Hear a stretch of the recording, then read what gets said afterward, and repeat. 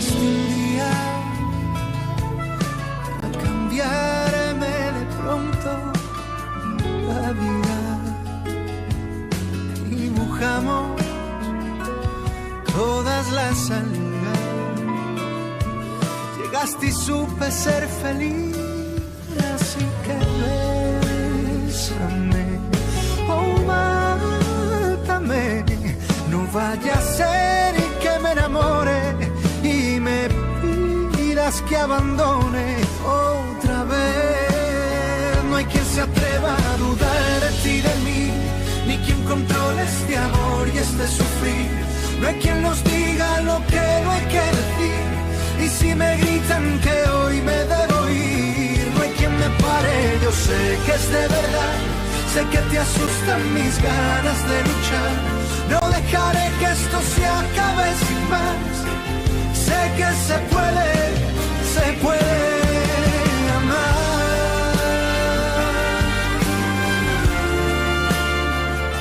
Sé que se puede amar.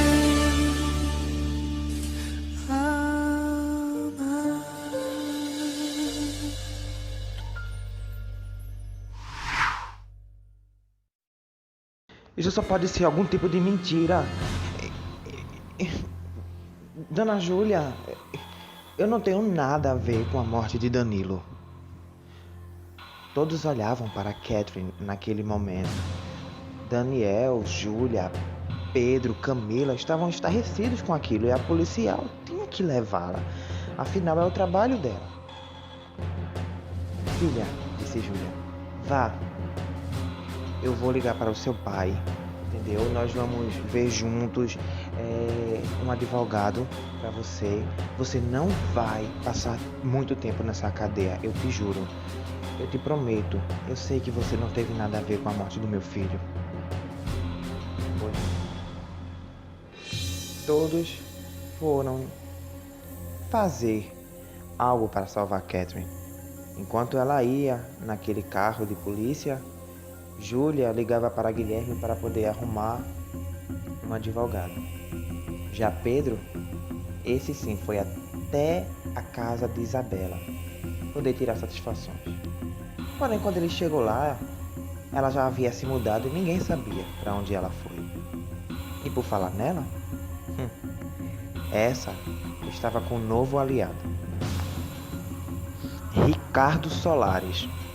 Se vocês bem podem lembrar, Ricardo, ele foi o amigo, o tal amigo de Danilo, o que veio para a cidade de Florianópolis no dia do seu acidente, na semana do seu casamento, e que estava com ele na manhã do acidente. Ele estava agora envolvido com Isabela. Não sei em que tipo de relação amorosa ou de pilantragem que eles dois estavam. O que se sabia era que foi dele que veio a ideia de redigir uma carta, como se Paulo houvesse deixado, incriminando Catherine de todos os maus que aconteceram exatamente no dia do acidente de Danilo. Eu disse, Ricardo, eu disse que daria certo. Na verdade, seu plano sempre deu certo. Aqueles 2 tapas que Catherine me deu, jurando que era a dona da razão, jurando que ia se vingar de mim pelo atropelamento, me dando 2 bofetadas. E agora ela vai pra cadeia. Pegar por uma coisa que nós 2 sabemos que ela não cometeu, mas fazer o que, né? O que importa é o que meu querido irmão escreveu naquela carta. O que todo mundo pensa que ele escreveu, na verdade, né?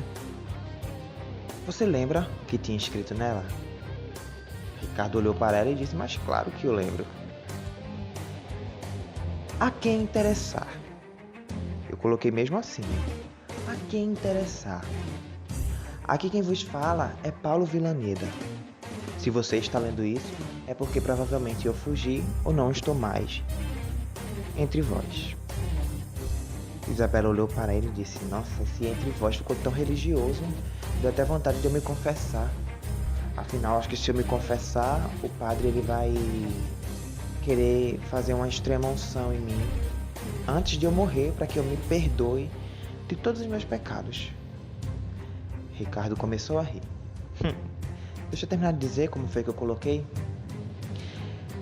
Eu quero confessar que não estive sozinho no plano onde acabou resultando na morte do senhor Danilo Almonte. Eu estive com a noiva dele durante um tempo. Nós estávamos juntos, planejamos tudo. Porém, no dia deu tudo errado. Ela, depois que o noivo dela morreu, ela me forçou a que eu dissesse que foi minha irmã. Mas minha irmã, coitada, sofre a dor do luto. E eu vendo todo o sofrimento que causei, comecei a me entristecer. E Catherine já não falava mais comigo. Foi aí onde eu comecei a entrar numa depressão. E agora não aguento mais. Penso, como vai terminar minha vida? Isabela olhou para ele e disse: nossa, você deveria ser ator, Ricardo, ou um roteirista, porque tá muito bom.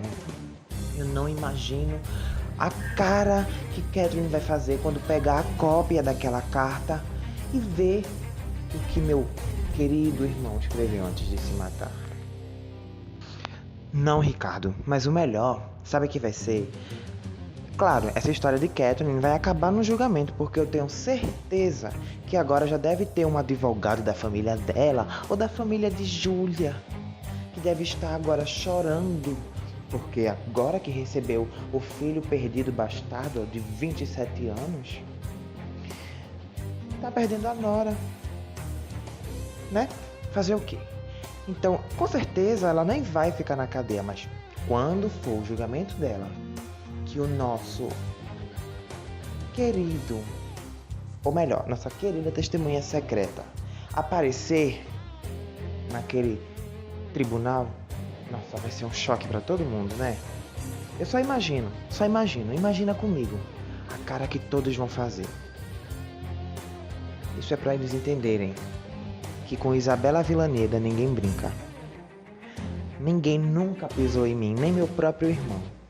Ou seja, ainda dizem que eu não sou bem da cabeça. Eu penso tão bem. Então os dois ali ficaram comemorando a vitória. Enquanto Catherine estava na delegacia, já numa cela detida, onde não podia ter contato com ninguém. Essa foi a ordem. Daniel, Júlia, Pedro, Camila, ninguém conseguiu ter contato com ela. O advogado lutava por um habeas corpus para ela poder ficar em liberdade até o dia do julgamento. Passado umas 3 ou 4 horas, que para Catherine parecia ser eternas, o advogado chegou com a liminar, onde liberou ela para poder ir para casa, onde ela iria dar um endereço fixo e lá ela iria ficar presa numa prisão domiciliar. E assim aconteceu. Ela saiu da cadeia. Mas todos estavam com uma pulga enorme atrás da orelha. O delegado citou que no dia do julgamento haveria uma testemunha secreta. Quem seria essa testemunha? Todos ficaram com medo porque contar com a maldade de Isabela era saber que ia dar errado. Catherine estava com os dias dela de liberdade contados. Calma, meu amor, por favor. Já estamos em casa. Estamos só eu e você. Tem calma, a gente vai resolver isso juntos. Pedro vai tentar falar com Isabela. Vai ver, nós vamos ver o que podemos fazer. Mas só tenha calma, dizia Daniel para Catherine. Mas Daniel, como é que eu vou ter calma? Eu tô sendo acusada da morte de Danilo. Eu tô sendo acusada de coagir Paulo a se matar, pelo amor de Deus. O único contato que eu tive com aquele cara foram só 2 vezes. E 2 vezes que ele me atalhou pra me colocar numa situação difícil aos olhos de Danilo. Eu não sei. Ainda mais com essa história de testemunha secreta. Eu tô vivendo no inferno, Daniel. Você não tem noção. Daniel olhava para ela, tentando fazer alguma coisa para acalmá-la, mas não tinha como acalmar. porque realmente era intrigante essa história, tudo isso que estava acontecendo. Então ele olhou para ela e disse: seu julgamento vai ser daqui a 10 dias. Então vamos fazer o seguinte: nesses 10 dias que nos resta, vamos viver como se nada tivesse acontecido, como se não tivesse nenhuma acusação, como se não tivesse nenhum julgamento, como se não tivesse acontecido nada. Vamos viver só eu, você, minha nova mãe, seu irmão, minha prima. Vamos viver em família, seu pai. Vamos esquecer tudo, entendeu? Eu te prometo que esses 10 dias vão ser os melhores da sua vida. E aí, quando for o dia do julgamento, aí sim, a gente procura se preocupar, a gente procura tudo. Mas esses dias não, Catherine. Vamos esquecer isso. Así que corre, corre, corre, corazón. De los dos tú siempre fuiste. E assim foram se passando as horas, os dias.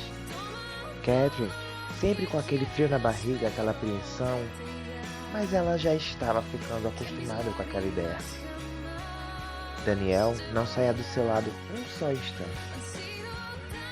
Despedidas que en verdad. Isabela havia acordado naquele dia radiante. Ela sabia que no dia seguinte sua vingança estaria completa. Mas não foi bem assim. Ricardo batia na porta do quarto dela, muito apressado, muito preocupado. E ela abriu a porta. O que é? Ricardo morava com ela, porém eles não dividiam o mesmo quarto. O que é, Ricardo? Isabela, primeiramente tenha calma. Não trago boas notícias.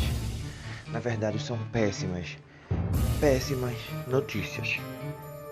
Isabela, deixando ele entrar, foi para cima da cama, sentou-se e disse: vai, fala o que é. Afinal, nada pode derrubar minha felicidade.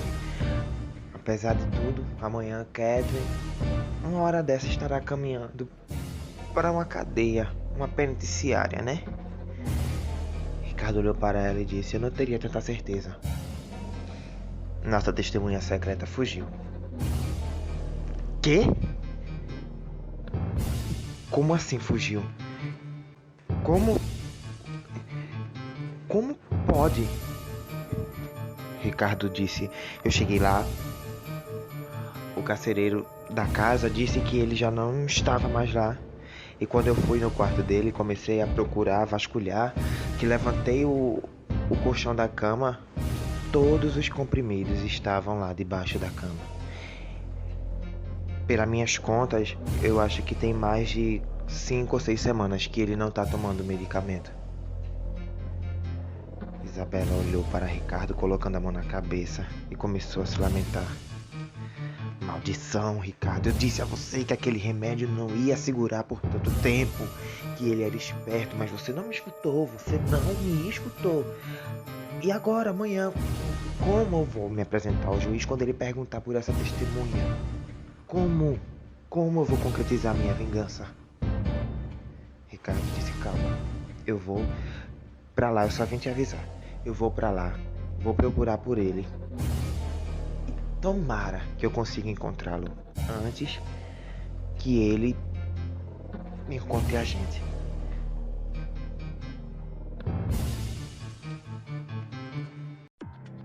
E o dia chegou. O julgamento de Catherine. Ela estava abrupta, ela estava totalmente sem noção do que fazer, do que vestir, do que dizer. Ela estava nervosa, ela chorava. Ninguém conseguia consolá-la. Pedro, Daniel, Camila, Júlia, o pai dela, ninguém conseguia colocar na cabeça dela que tudo iria dar bem. Tudo iria ficar bem. Apesar de tudo, porque ela sabia que Isabela era capaz de qualquer coisa. Mas assim, ela teve que seguir o destino dela e foi para o julgamento. Então, lá no julgamento, Catherine chegou e encontrou Isabela, totalmente nervosa, roendo unhas. Ela passou por ela, não quis nem comentar, não quis nem falar. Já foi logo para o seu lugar de réu para poder esperar o momento do juiz chegar para dar início ao julgamento. Isabela estava muito nervosa, pois Ricardo não havia dado sinal de vida, não havia comentado nada. E muito menos ela teve notícias da tal testemunha. O juiz chegou, todos levantaram e começou o julgamento de Catherine. Pedro teve a sua vez de falar, Júlia teve a sua vez, Guilherme, até mesmo o próprio Daniel teve a vez de falar. Porém, quando chegou na hora de Isabela, ele disse: senhorita Villaneda, a senhora apresentou uma testemunha secreta. Disse no seu testemunho que haveria uma testemunha secreta. Se é de sua vontade ainda apresentar essa testemunha, por favor, peça que entre. Isabela olhou para um lado, olhou para o outro, olhou para Catherine e disse: Não é da minha vontade mais apresentar uma testemunha secreta. Apesar de tudo, que essa pessoa não se sentiu bem em vir testemunhar contra a senhorita Martins. Então, vai ser apenas o meu testemunho. E ela também testemunhou, contando que o irmão dela havia confessado que Catherine o havia procurado e armado um plano para ficar com o dinheiro dos Almonte. Porém, nesse tempo de 10 dias até o julgamento de Catherine, haviam sido feitas perícias, pesquisas e nada, nenhuma prova incriminava a Catherine. Então, com base nisso tudo, o juiz acabou inocentando Catherine e a livrando de qualquer possibilidade de culpa. Catherine foi declarada inocente. E Catherine correu para abraçar Daniel e todos festejaram ali junto com eles. Eles perderam até a noção de onde estavam e deram um beijo. Mas a pergunta que não calava: quem era essa testemunha secreta de Isabela? Ela não sossegaria até que conseguisse realmente se vingar de Catherine. Ela foi humilhada praticamente ali na frente do tribunal, na frente de todos os júris do juiz. A vontade dela era colocar Catherine na cadeia, mas ela não conseguiu e saiu de lá de cabeça baixa. Porém, como nem tudo é flores, nós bem sabemos, quando Catherine estava junto com todos saindo do tribunal, ela recebeu uma mensagem muito intrigante no seu celular. Me encontre agora de tarde na igreja, ou pelo contrário, você vai parar na cadeia. Sou a testemunha secreta. Catherine olhando aquela mensagem, olhando para um lado, olhando para o outro, e não querendo preocupar mais ninguém com os seus dramas, com as coisas que estavam acontecendo com ela, ela se calou e disse: gente, eu vou para casa, vou tomar um banho de cabeça, eu vou descansar um pouco. Eu queria que vocês fossem, sei lá, vão para casa de Dona Júlia, leva Daniel, Pedro, Camila e meu pai para casa da senhora. Façam um belo jantar e esperem por mim, que à noite eu vou chegar lá. Só me deixa descansar e colocar minha cabeça um pouco no lugar. Todos olharam para Catherine estranhando, porque ela estava muito animada e do nada ela esmoreceu e disse: tá certo. E todos foram. Catherine pegou o carro e foi para casa. Tomou um banho, trocou de roupa, penteou o cabelo e foi para a igreja. Ao chegar lá, ela, com um vestido vermelho, cabelo bem arrumado, não sabia quem iria encontrar. Na mente dela, ela poderia encontrar com Isabela, querendo fazer mal. Mas por que seria numa igreja que Isabela iria fazer mal a ela?